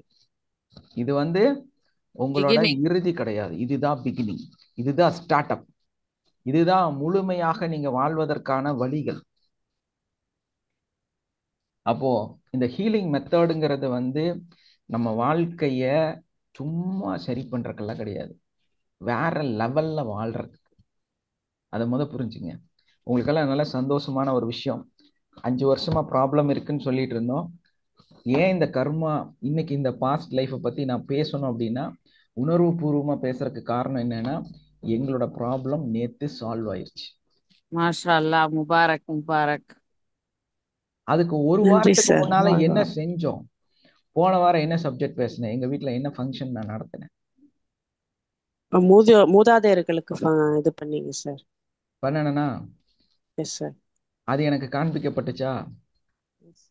அதுக்கு அடுத்த 2வது வாரம் என்ன நடந்திருக்குது?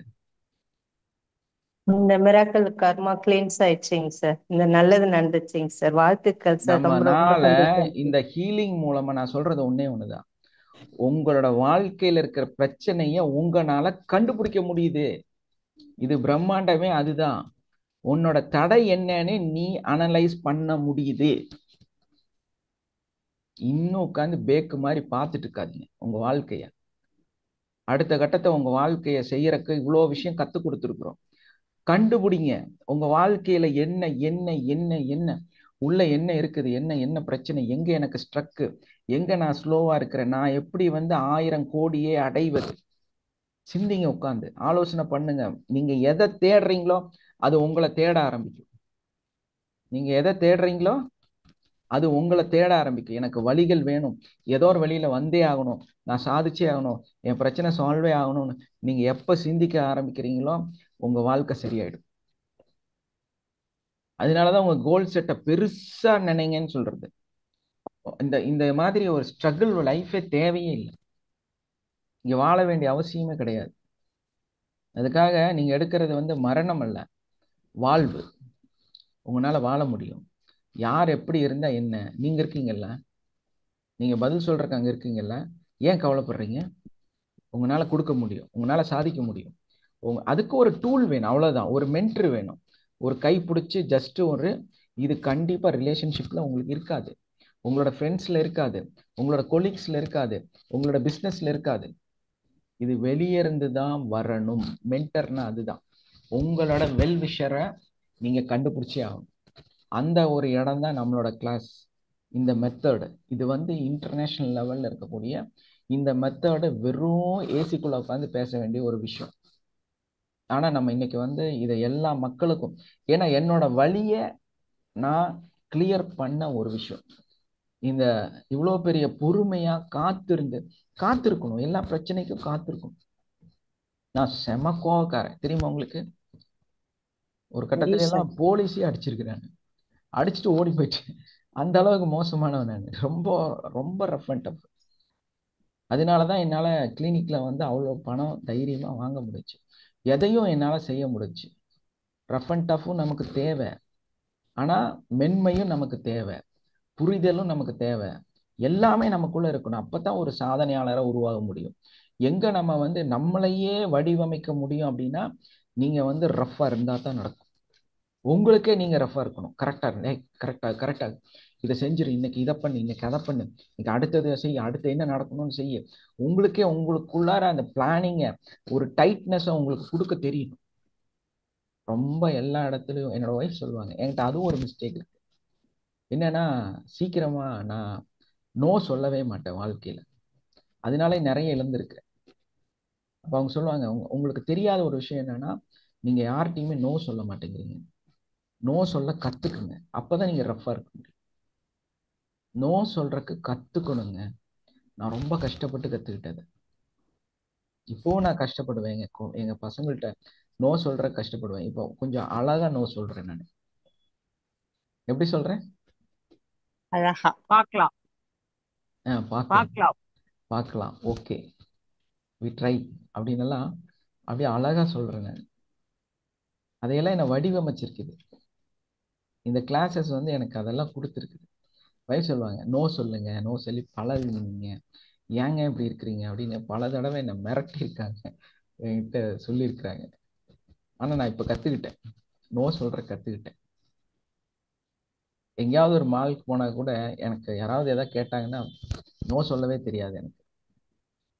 ஆனா இப்போ நோ சொல்றேன் நான்.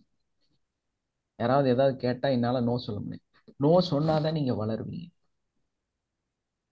தெரியுமா உங்களுக்கு? ஸோ இந்த மாதிரி நிறைய விஷயங்கள் நம்ம பேசிட்டே இருக்கலாம்.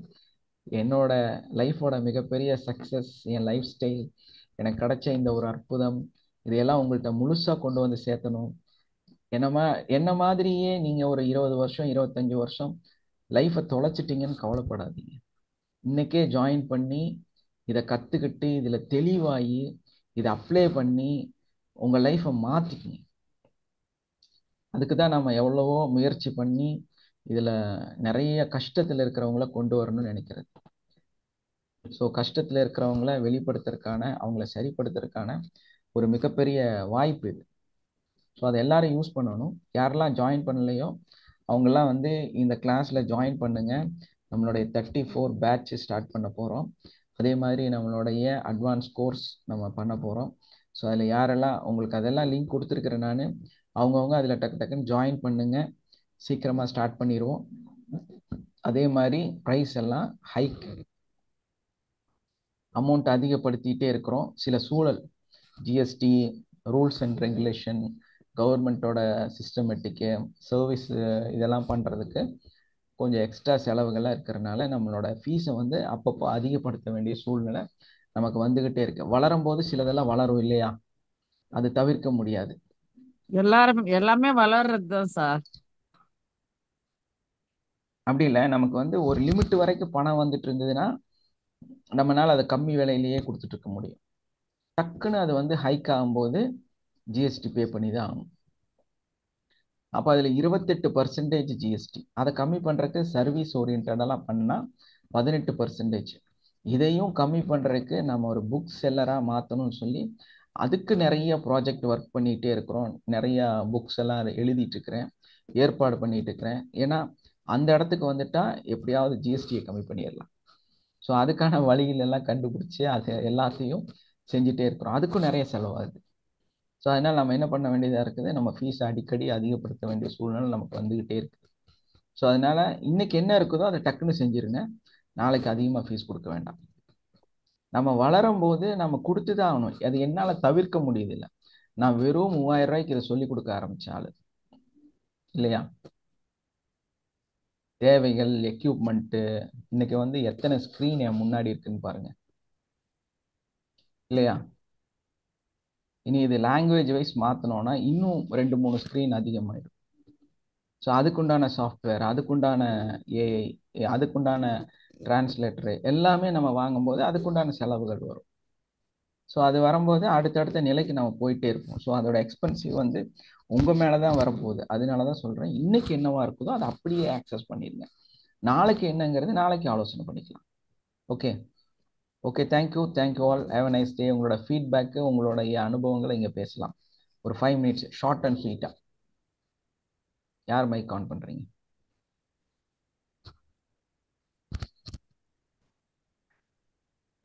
வாழ்க வளமுடன். எஸ்மா.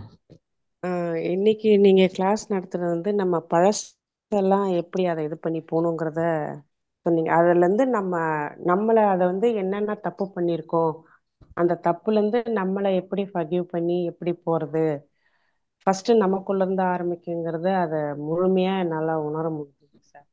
அங்கிருந்து அந்த ஜீரோ, நீங்க ஒவ்வொரு வாட்டியும் அந்த 0 சொல்லிட்டே இருக்கீங்க. அந்த 0 இல்லைன்னா எதுக்குமே வேல்யூ இல்லைங்கிறத புரிஞ்சுக்கிட்டு அந்த 0ல இருந்து ஆரம்பிச்சோம்னா இன்னும் வேற மாதிரி புதுசா ஆரம்பிக்கலாம் சார் நம்ம லைஃப்ப. எஸ், கண்டிப்பா. அதான் சார். Thank you sir. எஸ், தேங்க்யூம்மா. Yes sir.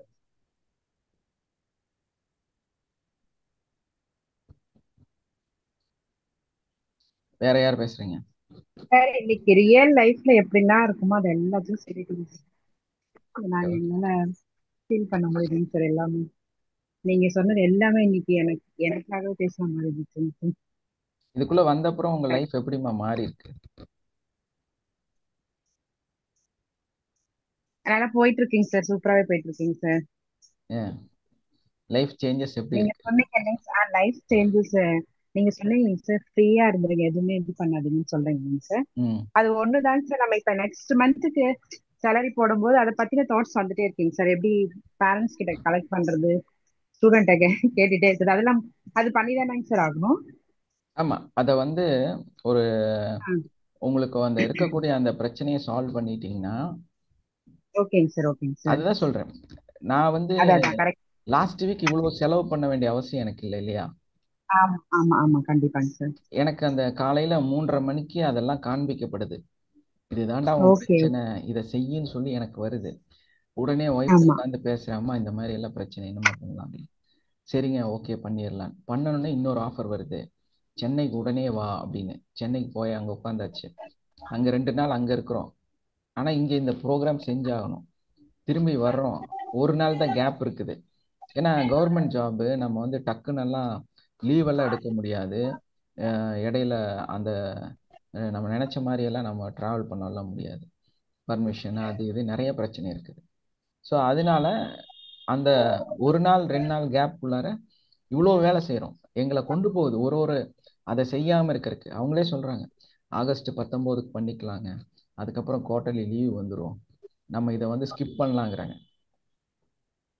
ஸோ அப்போவும் என் மனசு திரும்ப திரும்ப சொல்லுது, இல்லை நம்ம தப்பு பண்ணிடுவோம், நம்ம வந்து மிஸ்ஃபீல்ட் ஆயிடுவோம், ஏதாவது வேற மாதிரி பிரச்சனைகள் வந்துடும்.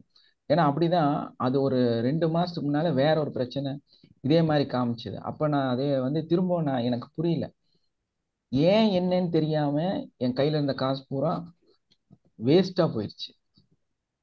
ஏன்னா நான் வாடகைக்கு விட்டுருக்கிறேன் வீடெல்லாம்.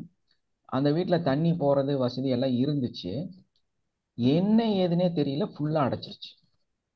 அப்போ அந்த டெனண்ட் எல்லாம் கூப்பிட்டு ஒரே ப்ராப்ளம். அதுல எம்எல்ஏ வரைக்கும் வந்துட்டாங்க, ரோட்ல தண்ணி போகுதுன்னு சொல்லி. நான் ஏதோ ஊர்ல இருக்கிறேன், என் இடம் எங்கேயோ இருக்கு. ஸோ அந்த அளவுக்கு பிரச்சனை ஆயிடுச்சு. உடனே கையில் இருக்கிற பணமெல்லாம் போட்டு அதை செலவு பண்ணி அங்கே போய் ஒரு 10 நாள் உட்காந்து அதை கரெக்ஷன் பண்ண வேண்டிய சூழ்நிலை வந்துருச்சு. ஸோ கையிலேருந்து காசு வேற அதே செலவு வேற எங்கேயோ வேற போயிடுச்சு. ப்ராப்ளம்ஸ். எஸ்மா, அந்த காசு வேற வழியில போயிடுச்சு, எனக்கு அது புரியல. ஸோ நான் திரும்ப டேப்பிங் அதெல்லாம் செஞ்சு திரும்ப அதை பற்றி ஆலோசனை பண்ணிகிட்டே இருக்கிறோம். அதுதான் திரும்ப வந்து எனக்கு இண்டிகேட் ஆச்சு. அப்போ இதுக்கு வந்து நம்ம ஒரு நிமிஷம் கூட என்ன வேஸ்ட் பண்ணக்கூடாதுன்னு நான் முடிவு பண்ணிட்டோம். ஏன்னா என்ன நமக்கு சொல்லுதுன்னு தெளிவுபடுத்திருச்சு. அந்த ஒரு நிமிஷம் கூட ஆலோசனை பண்ணாமல் அதை செஞ்சுட்டேன் நான். அப்போவும் எனக்கு எவ்வளவோ தடைகள், பிரச்சனை. ஒருத்தவங்க வந்து கேட்குறாங்க, இவ்வளோ பொருளை எப்படி நீ டிஸ்ட்ரிபியூட் பண்ணுவேன் பாருங்க, நெகட்டிவ் எப்படி கொடுக்குறாங்கன்னு. ஏன்னா கிட்டத்தட்ட 1000 இருக்குது. 1000 ஒரு ஆளோட ஹைட்டுக்கு நாங்கள் அதை வந்து ப்ரிப்பேர் பண்ணியிருக்கோம். ஒரு இந்த பஞ்சு மிட்டாய் இருக்குல்ல, அது தண்ணியில போட்டால் என்ன ஆகும்? கரைஞ்சிடும். கூட கரைஞ்சிரும் இல்லையா? அந்த 1000 ப்ராடக்ட் எங்க போச்சுன்னே தெரியல 1 ஹவர்ல. அவங்கெல்லாம் வந்து மலைச்சு நின்றுட்டு இருக்காங்க, எப்படிடா இதை இவ்வளோ டிஸ்ட்ரிபியூட் எப்படி பண்ண முடியும், யார் இவ்வளவு சாப்பிடுவா, எப்படி நடக்கும் இது, எங்கெல்லாம் கொண்டு போய் கொடுக்கறது? வர்றவங்கெல்லாம் சொல்றாங்க, ஐயோ இவ்வளவா, ஐயோ இவ்வளவா, ஐயோ இவ்வளவா. எப்படி இருக்கும் உங்களுக்கு? அதுவும் நைட் டைம் 7 மணி ஆயிடுச்சு, எப்படி கொடுக்க முடியும்? ஆனா அந்த பொருள் எங்க போச்சுன்னு யாருக்குமே தெரியாது. வந்தவங்களே வந்து ஃபோன் கால் பண்றாங்க, அது பண்றாங்க, இது பண்றாங்க. எல்லாரும் சேர்ந்து 1 ஹவருக்குள்ளார கம்ப்ளீட்டா கிளியர். ஒரு எங்களுக்கு 5 10 தான் கிடைச்சது, ரொம்ப கம்மியாக கிடைச்சது கையில. அந்த அளவுக்கு அதெல்லாம் போய் சேர்ந்துருச்சு. ஸோ கடவுளோட ஏதோ ஒரு விஷயம் அங்க இருக்குது இல்லையா? Yes or no?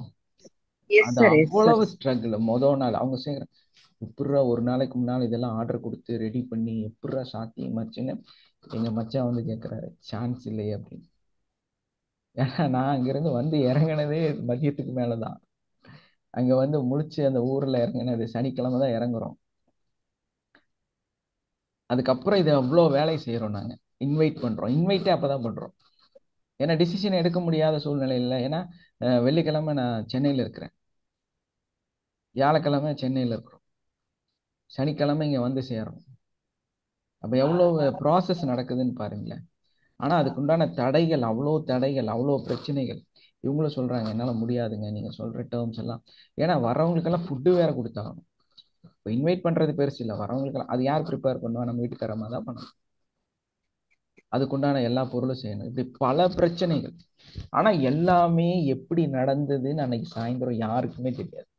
அந்த வராங்க, அவங்க எல்லாம் வராங்க, எல்லாருமே. நான் ஒருத்தரை தான் இன்வைட் பண்றேன். அந்த நம்ம எங்க இதுல இருந்து மசூதியிலிருந்து வர 4 பேர் வராங்க. 4 பேர் வராங்க. அவரே சொல்றாரு, 4 பேர் வந்துடுறோம் சார், உங்களுக்காக நாங்க செய்யாம இருப்போமா, வர்றோம் அப்படின்னு 4 பேர் வராங்க. ஸோ அவங்கெல்லாம் வந்து எல்லாம் ப்ரேயர் அது இது எல்லாம் முடிச்சு. கடவுள் ப்ரேயருங்கிறது ரொம்ப முக்கியம் இந்த வாழ்க்கையில. அதை கடவுள் சார்ந்துதான் நம்ம எல்லாமே பயணிக்க முடியும். ஸோ அவங்கவுங்களோட நம்பிக்கை. நீங்க என்ன கடவுளை நம்புறீங்களோ, எதை செய்யறீங்களோ அது உங்களோட நம்பிக்கை. நீங்க கண்டிப்பா அதெல்லாம் செஞ்சுதான் ஆகணும், அதையெல்லாம் கடந்துதான் ஆகணும். அப்படிதான் அந்த கர்மாலேருந்து வெளியே வர முடியும், உங்க வாழ்க்கையிலேருந்து சரியாக முடியும். ஸோ அந்த மாதிரி எல்லாம் நடந்துதான் இந்த அற்புதம் நடந்துச்சு. அதனாலதான் இன்னைக்கு எந்த இதுவும் இல்லாம சும்மா அப்படியே ஓரல நானா அப்படி எல்லாம் நோட்ஸ் எழுதி நானா உங்கள்கிட்ட இந்த விஷயத்த ஓப்பனா பேசியிருக்கேன். ஸோ ரொம்ப எந்த இதுவும் நேற்று கூட கொஞ்சம் வேலை இருந்ததுனால ரெஃபரன்லாம் இல்லை. ஆனால் இவ்வளோ பெரிய சக்ஸஸ் நடந்ததுக்கு உங்களுக்கு நீங்கள் மாறணும் இல்லையா? இந்த கிளாஸில் ஜாயின் பண்ணிட்டீங்க, நீங்கள் எல்லாருமே வந்து நல்லாகணுங்கிற ஒரே கான்செப்டுக்காக தான் நான் இது வச்சிருக்கிறேன்.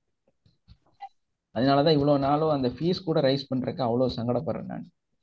அதிகமாக உங்கள்கிட்ட வாங்கிடக்கூடாது, அதனால ஒரு 10 பேர் கம்மியாக ஜாயின் பண்ணிடக்கூடாது அப்படிங்கிற ஒரு மனசுனால தான் நானே ஆலோசனை பண்ணி என்ன என்னோட இக்கட்டான சூழ்நிலை, செலவுகள் அதிகமாகும் போது என்னால் பண்ண முடியறதில்ல.